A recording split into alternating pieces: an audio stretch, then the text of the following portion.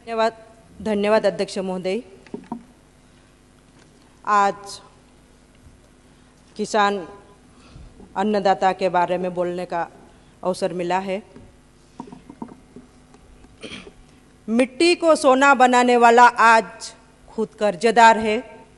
जो पूरे देश का पेट भरता वही आज सबसे ज़्यादा भूखा है। सरकार कहती है किसान खुशहाल है, खेत कुछ और ही कहानी कहता है। अन्नदाता के आंसू अब प्रदेश की सियासत से सवाल करता है।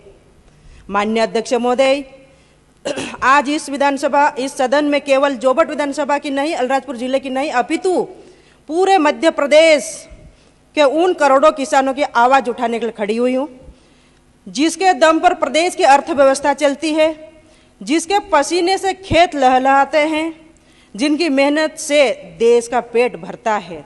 लेकिन दुर्भाग्य यह है कि आज वही किसान सबसे अधिक परेशान है, सबसे अधिक कर्जदार है और सबसे अधिक उपेक्षित है। माननीय अध्यक्ष महोदय, सरकार कृषि विकास दर के आंकड़े बताती है, रिकॉर्ड उत्पादन की बात करती है, किसान सम्मान निधि का प्रचार करती है। लेकिन मैं पूछना चाहती हूँ कि अगर किसान इतना ही खुशहाल है तो वह खाद के लिए लाइन में खड़ा क्यों है?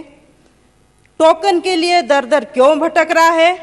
अपनी फसल का उचित मूल्य पाने के लिए संघर्ष क्यों कर रहा है? और कर्ज के बोझ में दबकर आत्महत्या क्यों कर रहा है? किसान चारों तरफ से अपने आप को असहज महसूस कर रहा है। माननीय अध्यक्ष महोदय, किसान खाद और बीज के लिए संकट में खड़ा है, बारिश और सूखे से संकट में खड़ा है, उपज के उचित मूल्य का संकट किसान के ऊपर है और कर्ज और आर्थिक बर्बादी का बोझ झेल रहा है। माननीय अध्यक्ष महोदय, इस समय प्रदेश का किसान खाद के लिए परेशान है। डीएपी की मांग की जाती है लेकिन उपलब्ध नहीं है। यूरिया चाहिए लेकिन पर्याप्त मात्रा में नहीं मिलती। कई जगह किसानों की उनकी आवश्यकता की खाद देने के बजाय सिंगल फास्फेट एसएसपी और अन्य खाद जबरन थमाया जाता है। माननीय अध्यक्ष महोदय, किसान कह रहा है मुझे डीएपी चाहिए, लेकिन व्यवस्था कहती है कि पहले यह खाद लो फिर वह खाद मिलेगा। मैं पूछना चाहती हूँ, क्या कृषि वैज्ञानिक की सलाह से खेती होगी या अधिकारी की मनमानी से?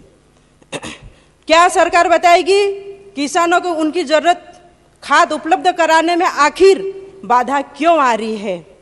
खाद की कालाबाजारी और किसानों का शोषण, प्रदेश के कई हिस्सों से शिकायत आती है कि किसान को निर्धारित मात्रा में खाद नहीं मिल रही, जबकि बिचौलियों और निजी विक्रेताओं के पास पर्याप्त स्टॉक मौजूद रहता है। किसान सुबह 4 बजे लाइन में लग जाता, पूरा दिन निकल जाता और शाम को जवाब मिलता है स्टॉक खत्म हो चुका है। उस समय किसान के ऊपर क्या बीतती, इसकी पीड़ा किसान ही जानता है। क्या यही किसान का सम्मान है? टोकन व्यवस्था में किसानों को परेशानियां दी गई है। अध्यक्ष महोदय, जब किसान किसी तरह से फसल तैयार कर लेता तब उसकी नई परीक्षा शुरू हो जाती है। उसे अपनी उपज बेचने के लिए टोकन चाहिए, टोकन नहीं तो खरीदी नहीं, खरीदी नहीं तो भुगतान नहीं, और भुगतान नहीं तो अगली खेती नहीं। किसान कई दिनों तक टोकन का इंतजार करता, सर्वर बंद रहता, पोर्टल बंद रहता, स्लॉट खत्म हो जाता और ये सब शब्द आज किसानों की जिंदगी का हिस्सा बन चुके हैं। आखिर कृपया समाप्त कर। जी, सिर्फ 2 मिनट साहब। आखिर किसान खेती करे या कंप्यूटर ऑपरेटर या पोर्टल के चक्कर लगाए? साहब, किसानों की बात है इसलिए 2 मिनट ले रही हूँ। गेहूं खरीद में भ्रष्टाचार और फर्जीवाड़ा अभी तक पता नहीं चला। जिस प्रकार से कुंटलों की जो भ्रष्टाचार गेहूं खरीदी में हुई है उसकी एसआईटी जांच होनी चाहिए। एक तरफ असली किसान का टोकन पंजीयन के लिए परेशान, दूसरी तरफ फर्जी खरीदी, फर्जी रकबा, फर्जी भुगतान के मामले सामने आते हैं। अगर सरकारी व्यवस्था इतनी पारदर्शिता है तो बार बार उपार्जन घोटाले क्यों सामने आ रहे? किसान को न्याय मिलना चाहिए। माननीय अध्यक्ष महोदय, किसानों को समय पे बिजली नहीं मिलती। खरीफ हो या रबी की फसल हो, रात की 2 बजे, 12 बजे, 1 बजे, 3 बजे के बीच में किसानों को बिजली दी जाती है। हम पूरा देश के लोग बड़े बड़े उच्च पद पे रात को आराम करते हैं, लेकिन किसान को रात में बिजली देके रात में मेहनत करवाई जाती है। माननीय अध्यक्ष महोदय, हमारे क्षेत्र में ट्रांसफार्मर की बहुत जरूरत है।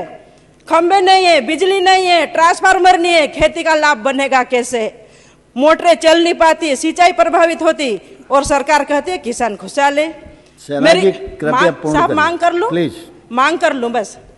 मेरी सरकार से मांग है माननीय अध्यक्ष महोदय, मैं इस सदन के माध्यम से मांग करती हूं कि अलीराजपुर सहित कम वर्षा वाले सभी जिलों का तत्काल सर्वे करवाया जाए, प्रभावित क्षेत्रों को तत्काल सूखाग्रस्त घोषित किया जाए, किसानों को प्रति हेक्टेयर पर्याप्त मुआवजा दिया जाए, कृषि ऋण की वसूली पर तत्काल रोक लगाई जाए, किसानों के ब्याज माफ किए जाए, डीएपी और यूरिया की पर्याप्त उपलब्धता सुनिश्चित की जाए, किसानों पर जबरन खाद थोपना बंद किया जाए, खाद की कालाबाजारी करने वाले कठोर कार्रवाई की जाए और टोकन व्यवस्था को सरलीकरण किया जाए। श्री साहब सिंह गुर्जर जी। जी धन्यवाद, धन्यवाद अध्यक्ष महोदय।